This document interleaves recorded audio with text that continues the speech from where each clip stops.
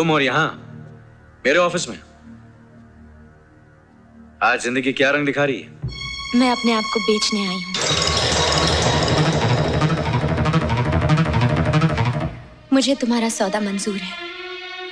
तुमने मौसी को एक रात के लिए 5 लाख रुपए दिए थे। मैं हाजिर हूं। अपनी मुराद पूरी कर लो। तुम जीत गए और मैं हार गई। लेकिन अचानक तुमने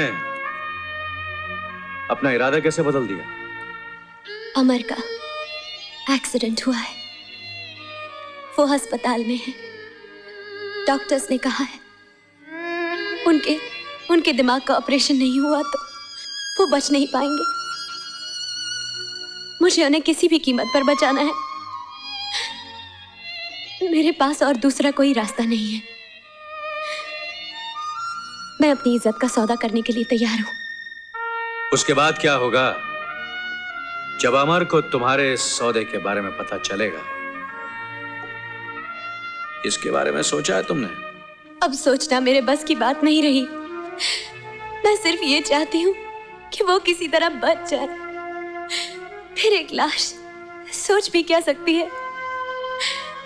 एक पत्नी अपनी इज्जत का सौदा करे, उसकी तो मौत ही है ना। इतना प्यार करती है अमर से? कह नहीं पाऊंगी कितना। मेरी हर सांस उनके लिए है, हर धड़कन उनका नाम लेती है। ये कहकर भी मैं कुछ नहीं कह पाई कि मैं उन्हें कितना चाहती हूँ। यानी कि मुमकिन है, ऐसा हो सकता है कि एक आदमी के लिए कोई कुर्बान हो जाए, अपनी जान दे दे, इज्जत का सौदा करे?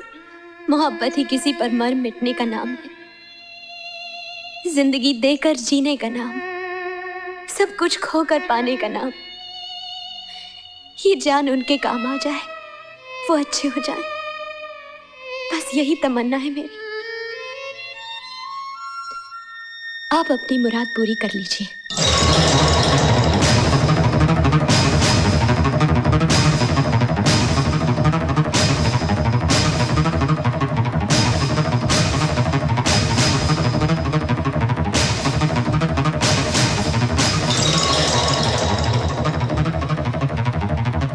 ये लो 5 लाख रुपए।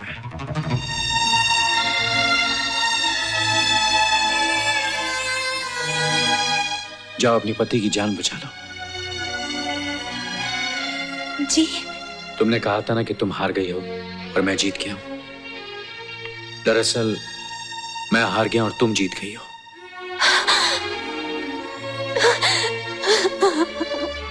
जाओ, देर ना करो।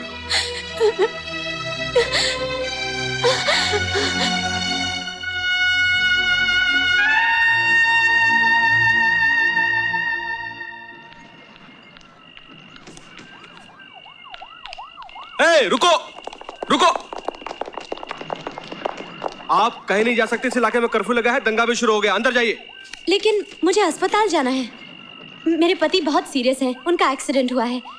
देखिए उनकी जान खतरे में है, मुझे किसी भी तरह जाना है। कर्फ्यू का मतलब समझती हैं आप? आगे बढ़ोगे तो पुलिस की गोली का निशाना बन जाओगे। जाइए अंदर। देखिए मैं मजबूर हूँ, प्लीज मुझे जाने दीजिए। आप मेरी मदद कर दीजिए।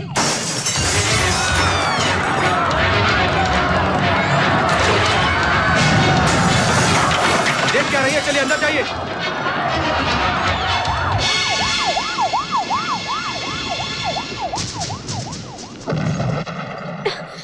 बाहर कर्फ्यू लगा हुआ है राजीव, गोलियां चल रही हैं। वो लोग मुझे जाने नहीं दे रहे हैं। अमर अकेले हैं। कहीं वो। अब मैं क्या करूं? क्या करूं मैं? अपने आप को संभालो सीमा, हिम्मत ना हारो। हॉस्पिटल का नाम क्या है? दयानंद हॉस्पिटल। दयानंद हॉस्पिटल? शायद मैं उसके डीन को जानता हूं। मैं अभी उनसे बात करता हूं।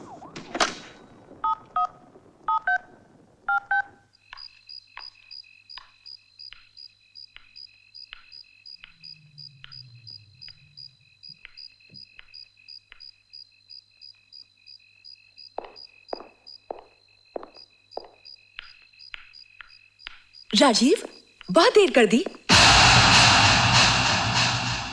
तुम? क्यों? धोखा खा गई ना रामलाल श्यामलाल को देखकर? हाँ,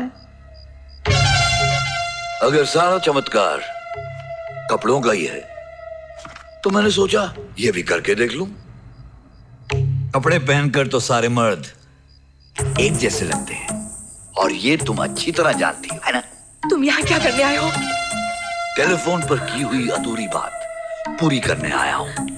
मेरे नजदीक मत आना, मैं चिल्लाऊंगी। घर पर तो कोई नहीं है, चिल्ला चिल्ला चिल्ला।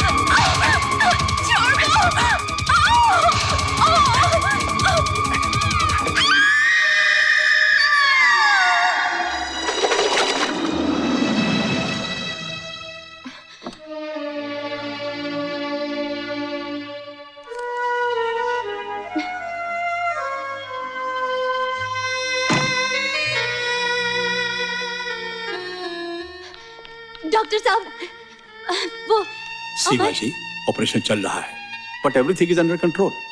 हौसला रखिए।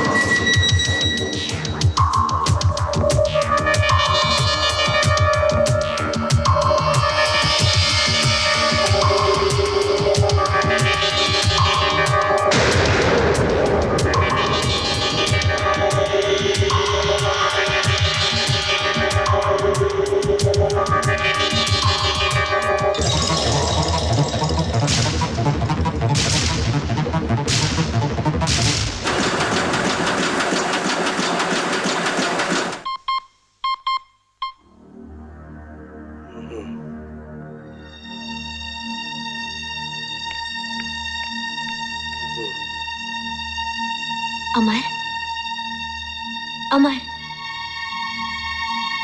अमर।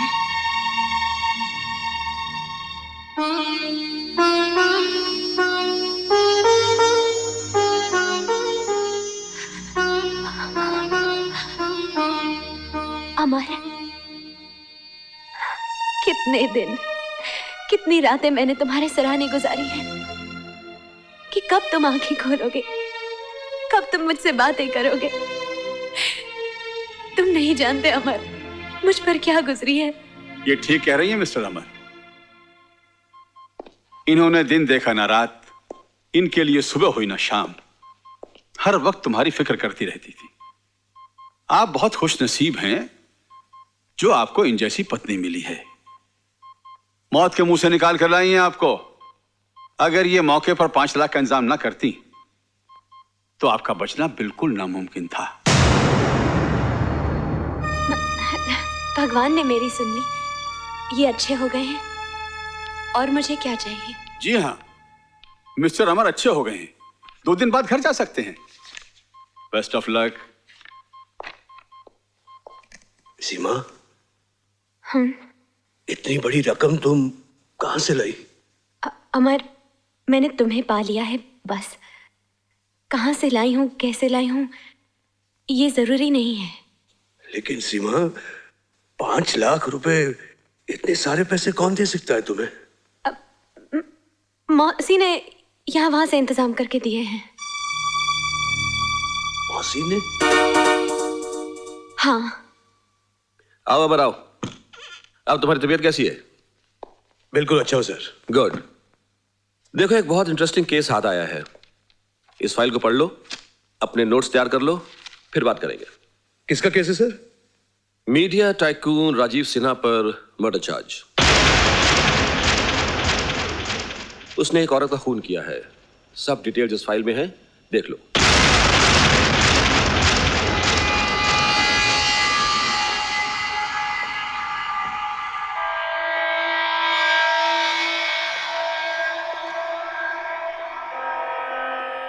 राजीव सिन्हा ने किसी लड़की का खून किया।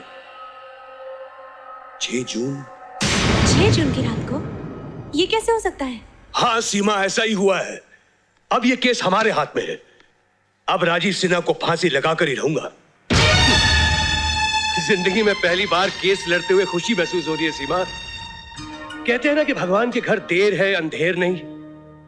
उसकी लाठी खामोशी से बरसती है। उस शैतान ने हमारी जिंदगी बर्बाद कर दी थी। कितना सताया था हमें, परेशान कर दिया था, जीना मुश्किल कर दिया था हमारा उस हरामखोर ने। लेकिन अब मैं एक एक बात का बदला लूंगा उससे, एक एक बात का बदला लूंगा सीमा। अरे हाँ, मालूम है उसका अपना ड्राइवर उसके खिलाफ गवाही दे रहा। ड्राइवर? रामलाल श्यामलाल, 6 जून की रात को जो घटना हुई जरा कोर्ट को बताइए। जी अब 6 जून को रात के कुछ 10 बजे होंगे, जब मैं अपने घर जा रहा था। इतने में मैंने देखा राजीव साहब अपनी गाड़ी में बैठकर अपने बंगले की तरफ जा रहे थे। तुम उस बंगले के सामने क्या कर रहे थे? उनका बंगला रामलाल श्यामलाल के रास्ते में आता है जी। चलो ये मानकर चलते हैं कि राजीव सेठ का बंगला तुम्हारे रास्ते में आता है, पर क्या तुम यकीन से कह सकते हो कि रात को 10 बजे जो गाड़ी बंगले में गई वो राजीव सेठ की थी? बत्ती जल रही थी जी। मैं भी आगे बढ़ा, सोचा रामलाल श्यामलाल मौका अच्छा है, सेठ जी से मिन्नत करते हैं और उनसे ड्राइवर की नौकरी फिर से पक्की कर लेते हैं। लेकिन अंदर जाने की हिम्मत नहीं हुई साहब जी। क्यों, क्या हुआ? अंदर एक मेम साहब उनका इंतजार कर रही थी। कौन मेम साहब? जिसका कत्ल हुआ, नीलम मेम साहब। फिर क्या हुआ? अंदर मौसम बहुत खराब था, बहुत गर्मा गर्मी चल रही थी आपस में। मेम साहब चिल्ला चिल्ला कर कह रही थी कि उनके पास कुछ तस्वीरें हैं जो वो दुनिया को दिखाएंगी कि साहब कैसे आदमी हैं। इतने में साहब ने एक जोरदार तमाचा मारा उनके मुंह पर और कहा कि तुम मुझे ब्लैकमेल कर रही हो, मैं तुम्हें एक फूटी कौड़ी नहीं दूंगा। इतने में मेम साहब जोर जोर से चीखने लगी। बस मैं वहां से खिसक गया। मैंने कहा रामलाल श्यामलाल, ये मौका अच्छा नहीं है नौकरी। सरासर झूठ बोल रहा है ये। योर ऑनर, मैं रात को अपने घर गया ही नहीं था। मैं रात को जा ही नहीं सकता था क्योंकि 6 जून की रात को मेरे ऑफिस के इलाके में कर्फ्यू था। मैं कर्फ्यू हटने के बाद सुबह गया था। ये आप कैसे कह सकते हैं? आपके पास कोई सबूत है? जी हां, उस वक्त मेरे साथ ऑफिस में एक औरत थी। वो भी कर्फ्यू की वजह से बाहर नहीं जा सकती थी। हम दोनों सारी रात एक साथ थे। कौन थी वो औरत? उनका नाम बताने का कष्ट करेंगे आप? उस औरत का नाम, बोलिए बोलिए, रुक क्यों गए? किसी की इज्जत का सवाल है।